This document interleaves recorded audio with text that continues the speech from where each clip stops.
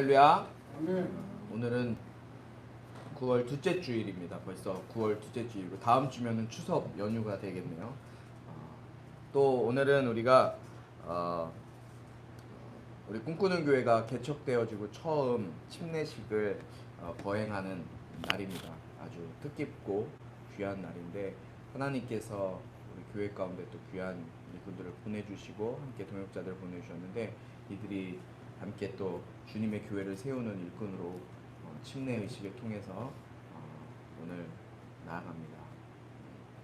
혹시 온라인으로 예배하시고 또 나중에라도 유튜브를 보시는 분들 있으면 귀한 분들을 축복해 주시고 우리 교회를 위해서 기도해 주시길 부탁드립니다. 제가 오늘 가래가 갑자기 껴갖고 자주 끼는데 오늘은 갑자기 확 걸려갖고 찬양사 기침을 했습니다. 이해해 주시기 바랍니다. 오늘 함께 볼 말씀은 창세기 35장 1절부터 4절까지 말씀이에요. 좀 짧게 보겠는데요. 우리가 지난주 저희 뒤에 물이 있는데요. 그 조그만 PT병에 물 좀 간단히 갖다 주세요. 왼쪽에 있어요. 지난주에 우리가 야곱과 에서의 눈물의 상봉의 모습, 화해와 또 용서의 모습을 우리가 보았습니다. 우리는 죄 때문에 죽을 수밖에 없는 죄 가운데 있는 자들이지만 그러나 예수님께서 우리를 위해 물과 피를 다 쏟으셔서 우리의 죄를 다 용서해 주셨고 우리는 용서함 받은 그 은혜를 누리며 사는 자들임을 우리가 지난주 말씀을 통해 다시 배웠습니다. 우리가 평소에 용서함을 받은 자들이지만 용서함을 받았다는 것, 그것에 대한 감격이 별로 없었던 것 같아요. 저도 마찬가지고요. 그러나 용서함을 받았다는 것은 지난주에 야곱이 고백했던 것처럼 내가 하나님의 얼굴을 뵙는 것 같습니다. 하나님의 얼굴을 보는 것 같습니다. 라는 아주 기쁜 일이죠. 우리 주변에 아직도 그 하나님의 용서의 기쁨을 경험하지 못한 주변에 많은 사람들이 있습니다. 그런 사람들의 죄사함의 기쁨, 용서의 기쁨을 누릴 수 있는 그 복음을 전할 사명이 우리에게 있음을 우리가 계속해서 말씀을 통해 봤습니다. 우리가 그 사명을 아직 주변에 그 용서받은 그 기쁨을 누리지 못한 자들에게 그 기쁨을 나눠줄 수 있는 우리가 다 되기를 주님의 이름으로 축복합니다. 오늘 우리가 지난주에 33장 말씀이었는데 34장 건너뛰는 것이 아니라 34장 말씀을 전체적으로 하고 35장 1절부터 4절까지 말씀을 또 함께 나누도록 합니다. 34장 말씀을 간단하게 요약하면 이렇습니다. 야곱에게 하나가 있었죠. 그 이름이 뭐죠? 디나라는 딸이 있습니다. 레아와 사이에서 낳은 다 아들이었는데 11명은 아들이었는데 한 명 디나라는 딸 하나가 있었어요. 야곱이 세겜에 정착한 이후에 어느 날 그 딸 디나가 그 지역에 사는 여자 친구들을 만나기 위해서 여자들을 만나 친구 삼기 위해서 혼자 마시를 나가요. 지역을 돌아다닙니다. 그런데 이 혼자 마시를 나가는 것은 그 당시 정서로 볼 때는 상당히 위험한 일이었어요. 당시에는 보호자나 보호해줄 사람이 없이 여자 혼자 낯선 동네를 배회하고 방황한다는 것은 너무나 천만한 일이었거든요. 지금도 여자 혼자 다니는 것이 쉽지 않잖아요. 어려운 일이잖아요. 그런데 정말로 문제가 발생하게 됩니다. 이렇게 혼자 다니고 있던 디나를 그 지역의 추장이었던 세겜이 여자를 봐요. 이 디나를 봐요. 그리고 그녀를 데려다가 강제로 디나를 범하고 더럽히는 일이 벌어지게 됩니다. 속된 말로 쉬운 말로 강간을 디나가 당하게 되는 거죠. 이 세겜이 취했던 행동 어디서 보았던 것 같지 않습니까? 노아의 시대의 사람들의 모습에 기록되어 있는 창세기 앞장의 말씀에 보면 죄악이 관영한 그 땅에 그 여자들 그 사람들이 어땠습니까? 자기의 눈에 보기에 좋은 대로 여자들을 찾아다니고 그 여자를 취했다라고 기록되어 있죠. 동일해요. 노아 시대 사람들의 그 모습이 지금 이 세겜의 모습이 그대로 투영되어져서 나오고 있는 거예요. 여자들을 보고 자신의 눈에 보기 좋으니까 취하는 거예요. 죄악성이 있음을 그대로 드러내는 거죠. 그리고 디나를 성폭행한 후에 세겜은 오히려 그녀를 더 좋아하게 돼요. 그리고 세겜은 자신의 아버지에게 찾아가요. 그리고 디나, 이 여자와 결혼하게 해달라고 부탁을 하죠. 여러분, 지금도 성추행이나 성적인 문제가 발생하는 것 상당히 큰일이죠. 큰 문제로 점점 큰 문제로 대두되고 있는 게 사실이에요. 성추행, 이런 성폭행을 경험한 사람 중에 많은 사람들이 삶에서 상당한 어려움을 경험하고 트라우마에 시달리면서 심지어는 그 일로 인해서 자신의 목숨까지도 끊는 일들이 지금도 비일비재하게 일어나고 있습니다. 세겜은 벌써 자신의 탐욕에 눈이 멀어서 이 디나를 보고 자신의 성욕을 충족시킬 대상으로 디나를 선택하고 해서는 안 될 짓을 저지르고 만 것이에요. 어쨌든 이 세겜이 디나를 사랑하게 되었지만 이 세겜의 행동 가운데 잘못된 것이 있어요. 디나의 집안에 대해서 또 디나에 대해서 정말 마음을 다해서 자신의 잘못과 자신의 죄를 사과하거나 회개하거나 보상할 생각이 이 세겜에게는 전혀 없는 거예요.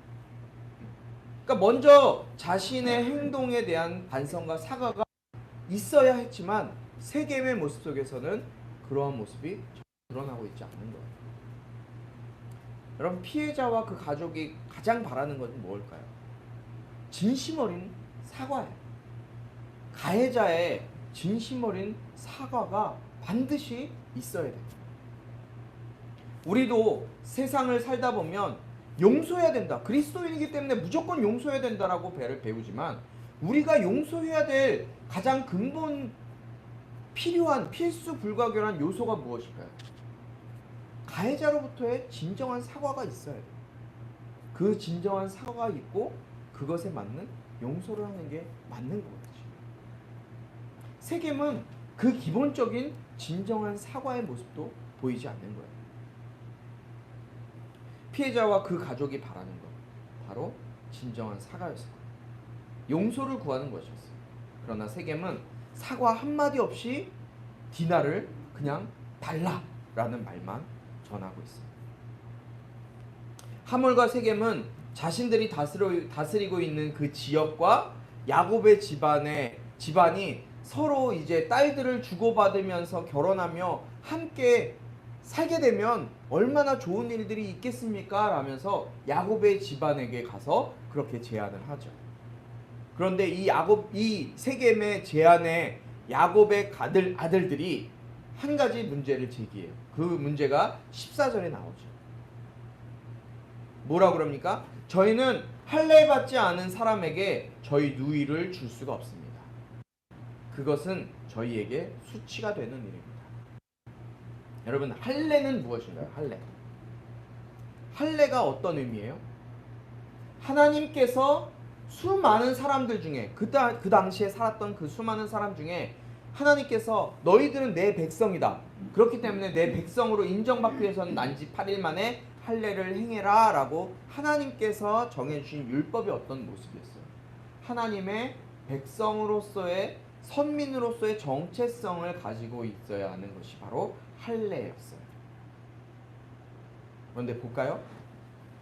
너희들은 할례 받지 않았기 때문에 누이를 줄 수 없다. 너희들은 하나님의 백성이 아니기 때문에 할례를 줄 수 없다. 여기까지는 맞아요. 그런데 볼까요? 그 다음에 내가 한 가지 조건만 맞으면 너희들 결혼시켜주겠다. 그 조건이 뭐예요? 15절 말씀. 함께 읽겠습니다. 시작. 저희가 대개 의견을 받아들일 수 있습니다. 그것은 여러분 댁 모든 남자들이 저희들처럼 할례를 받는 것입니다. 여러분, 이 일은 하나님께서 선민으로 선택하신 이스라엘 백성들, 야곱의 자손들만, 아브라함의 자손들만이 아니라 아무 의미 없는 하나님의 약속을 아무 의미 없는 것으로 만들어버리는 잘못된 재앙이 되게 된 거예요. 그런데 하몰과 세겜은 이것을 좋게 여겨요.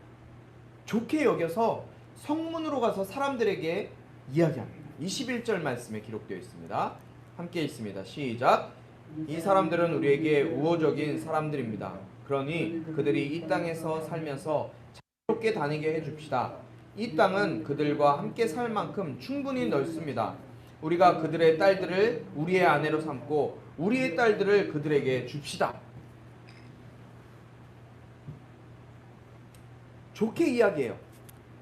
왜 그렇게 모든 남자가 할례를 받아야 하는지 정확한 그 이유와 목적을 말하지 않고 그냥 사람들을 설득해요. 이렇게 할례를 받으면 좋을 것 같아요 라면서 이야기를 해요. 그들에게는 숨기고 있는 야욕이 있었어요. 그 야욕이 23절 말씀에 보여요. 23절 말씀. 그러면 그들의 가축들과 그들의 재산과 그 밖의 모든 짐승들이 다 우리 것이 되지 않겠습니까? 지금 무슨 말이에요?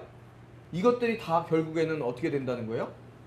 결국엔 이 야곱의 재산이 우리의 재산이 되지 않겠습니까? 야곱의 것들을 자기들이 먹기 위한, 차지하기 위한 야욕을 나타내는 거예요. 결국 이 일을 통해서 자신들보다 수와 힘이 약한 야곱의 재산을 모두 차지하려고 하는 그 야욕을 드러내고 있는 거죠. 여러분, 우리의 삶을 가장 공경에 빠뜨리는 것 중에 하나가 바로 탐욕이라는 거예요. 탐욕. 여러분, 아프간 사태를 보세요. 누구의 잘잘못을 따지자는 것이 아니에요. 나라가 망해가는데, 자신의 나라가 망해가는데 나라의 수장이라고 이야기하는 대통령이 자신이 챙길 수 있는 모든 현금화할 수 있는 돈을 챙겨서 승용차 4대에 돈을 싣고 그 자신의 아프간 땅을 탈출해요. 제일 먼저. 그리고 그 대통령의 아들과 딸은 미국에서 말할 수 없는 호의호식과 사치를 즐기면서 사는 인생을 살고 있어요. 우리나라는 안 그럴까요? 우리나라 역시도 점점 탐욕이 치솟는 나라가 되고 있어요. 돈이 하나님보다 더 되어서 하나님보다 더 높게 되어서 돈을 갖기 위해서, 돈을 벌기 위해서 수단과 방법을 가리지 않고 부동산, 돈을 벌 수 있는 방법은 부동산이다. 믿는 자, 믿지 않는 자, 심지어 교회가 부동산에 모든 것을 걸어내고 그 돈을 벌기 위해 모든 것을 쏟아부어서 가장 쉽고 빠르게 돈을 버는 것을 당연시하는 나라가 바로 이 땅 대한민국이 되어가고 있습니다. 여러분, 이 세상에 돈을 싫어하는 사람이 있을까요? 돈을 싫어하는 사람은 단 한 명도 없을 거예요. 그러나 돈 때문에 내가 내 이웃을 힘들게 하고 다른 사람을 어렵게 하고 하나님보다 돈을 더 중요하게 여긴다면 그것이 바로 탐욕이 되고 돈이, 만몬이 하나님이 되는 거예요. 그것이 바로 우상숭배예요. 결국 디나의 친오빠였던 시므온과 레위가 어떤 일을 합니까? 이 세겜과 이 지역의 사람들이 할례를 받고 3일 후에 할례를 받고 고통 가운데 있는 이 지역의 모든 남자들을 찾아가서 남자들이 다 쳐 죽여요. 모든 남자들을 죽여요. 그리고 그 땅의 모든 것을 약탈하게 되죠. 이 땅에 이들이 갖고 있었던 그 탐욕은 나에게 주신 것으로 만족하지 못하는 것이 탐욕이에요. 하나님께서 나에게 허락하신 것을 만족하지 못하는 것이 탐욕이에요. 나에게 주신 것에 감사하고 만족할 수 있는 자족이 우리에게 필요할 줄로 믿습니다. 야곱은 이 일로 걱정이 되죠. 이 사건이 이제 그 지역에 널리 퍼지게 돼요. 야곱과 그의 가족이 이 세겜과 그 지역의 사람들을 다 죽였다. 그러면서 30절에 이렇게 얘기합니다. 너희가 나를 곤란하게 만들었구나. 아들들에게 이야기하는 거예요, 야곱이. 너희가 나를 곤란하게 만들었구나. 야곱은 자신의 아들들의 만행으로 더 이상 세겜 지역에서 살 수가 없게 되었어요. 또 그 주변 사람들을 두려워하게 됐어요.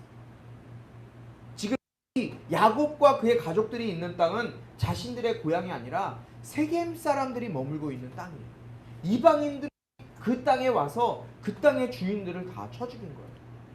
그러니 그 주변에 같은 신을 섬기고 있었던, 우상을 섬기고 있었던 비슷한 그 사람들이 어떤 생각이 들었을까요? 야곱은 두려워하기 시작해요. 이런 상황에 하나님의 말씀이 야곱에게 임합니다.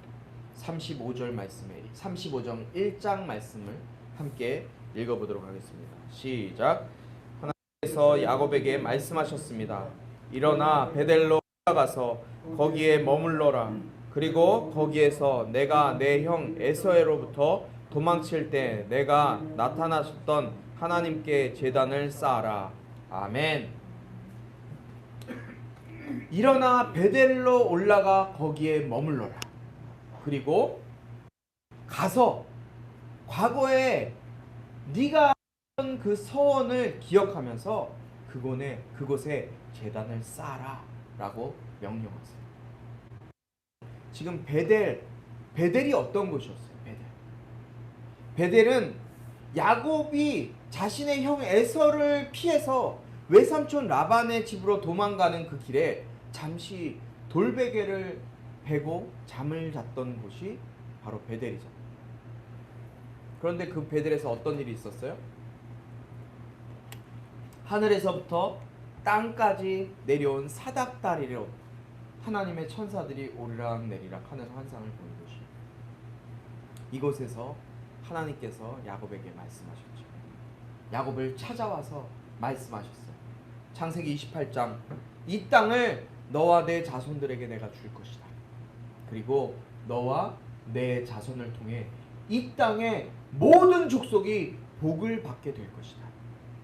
내가 너와 함께하고 네가 어딜 가든지 내가 지켜줄 것이다. 내가 너에게 약속한 것을 다 이룰 때까지 내가 너를 떠나지 않을 것이다. 이곳이 하나님의 집, 하늘에 문이 있는 곳, 그곳이 바로 베델이었습니다. 그 베델에 하나님께서 말씀하죠. 그 베델로 가서 제단을 쌓아. 야곱은 하나님께 제단을 쌓으면서 하나님의 약속을 상기하면서 다시 한번 기억하면서 하나님이 너의 하나님이심을, 하나님이 너의 참 주인이심을 기억하라라고 하나님이 말씀하시는 거예요. 내가 너의 참 주인이고 내가 너의 참 하나님이다. 오늘 우리 신뢰받는 분들은 이 말씀을 기억하세요. 하나님이 당신의 참 하나님이세요.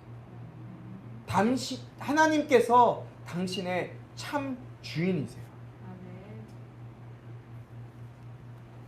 참 피난처 되시는 하나님, 참 주인이 되시는 그 하나님의 집.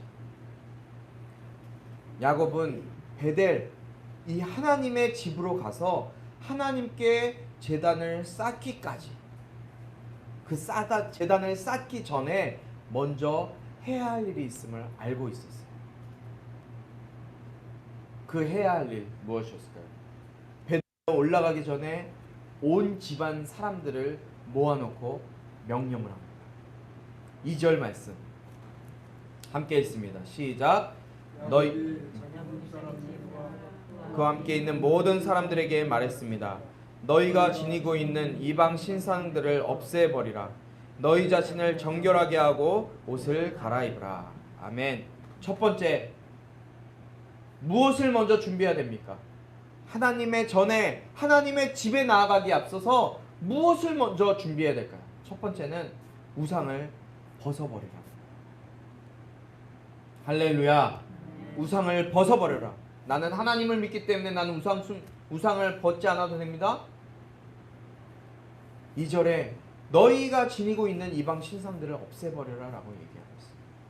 우리가 주님의 집, 주님의 교회에 올 때 어떤 마음을 가지고 오십니까? 혹시 습관적으로 이 자리에 나오진 않으십니까? 예배를 드리러 오는 것입니까? 아니면 관객으로 와 있는 것입니까? 하나님께서 허락하실 말씀을 통해 나에게 주실 어떤 기대감을 가지고 나오십니까? 아니면 기대도 없이 그냥 습관적으로 나오십니까? 물질이 우상이 되어서 물질 드리는 것도 내 마음대로 드리지 못하는 물질이 우상이 되어서 나오십니까? 여호수아 24장 15절에 여호수아가 마지막에 이스라엘 백성들 앞에서 고백합니다. 나와 내 집은 여호와를 섬길 것이다.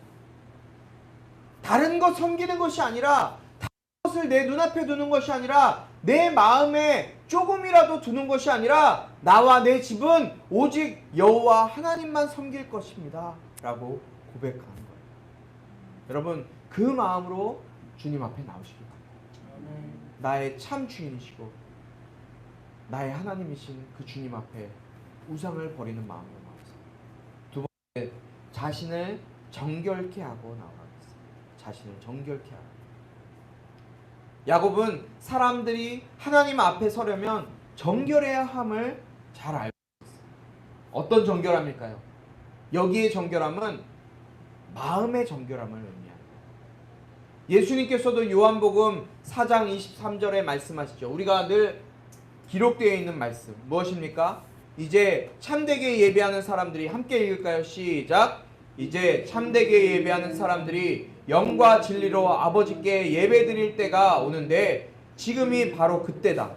아버지께서는 이렇게 예배드리는 사람들을 찾고 계신다. 아멘. 영과 진리로 예배드리는 사람을 찾고 계신다. 영과 진리가 무엇일까요? 성령과 진리, 하나님의 말씀으로, 성령으로 예배드리는 사람을 하나님을 찾고 계시다는 거예요. 마지막 세 번째, 옷을 갈아입는 거예요. 옷을 갈아입는 건 무엇을 의미합니까? 야곱이 이스라엘로 변화된 모습. 야곱은 속이는 자, 사기치는 자, 발뒤꿈치를 잡는 자, 야비한 자라는 이름이었어요. 그런데 이스라엘로 그의 이름이 바뀐 건 뭐예요? 하나님과 싸워 이긴 자, 하나님이 붙드시는 자, 하나님을 통해 역사하시는 자. 야곱이 신분이 변화된 거예요. 신분을 나타내는 옷이 바뀌어짐을 통해서 우리의 신분이 바뀌어짐을 기억하시기 바랍니다. 우리의 옷을 갈아입는다라는 얘기는 바로 우리의 신분이 이 교회로 나올 때, 하나님 앞으로 나올 때 그냥 성도가 아니라, 그냥 신자가 아니라, 교인이 아니라 하나님이 선택하셔서 하나님의 백성 삼으신 하나님의 거룩한 백성임을, 하나님의 자녀임을 기억할 수 있길 바라요. 우리는 매주일 예배를 드리러 교회에 나와요. 온라인으로 예배를 드리기도 하죠. 하나님의 집인 성전에 오면서 그럼 우리의 과연 하나님 앞에 예배 드리는 우리의 자세는 어떤 자세입니까? 예수 그리스도로 정결케 되어서 죄인의 신분에서 하나님의 자녀의 신분으로 변화된 자들이에요. 나를 정결케 하신 그 예수 그리스도의 보혈에 의지하여 하나님 앞에 나올 때마다 기쁘고 즐거운 가지고 나오는지, 습관적으로 나오는지, 아니면 내 안에 다른 우상이 있어서 하나님 앞에 내 마음을 온전히 쏟지 못하고 예배드리는지.